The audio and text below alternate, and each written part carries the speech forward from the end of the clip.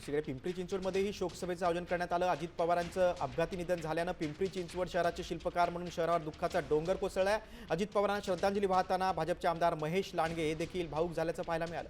निवडणुकीच्या काळात लांडगे विरुद्ध अजित पवार वाद शिगेला पोहोचला होता, मात्र एक आघात झाला आणि अजित पवार आपल्यातून निघून गेले।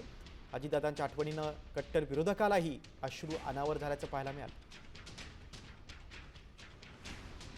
हा दिवस आपल्या सगळ्यांच्या आयुष्यामध्ये जडअंतकरणाने आलेला आहे।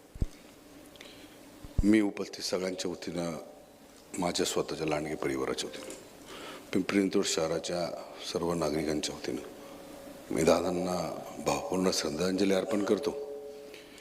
आणि दादा, मला माफ करा।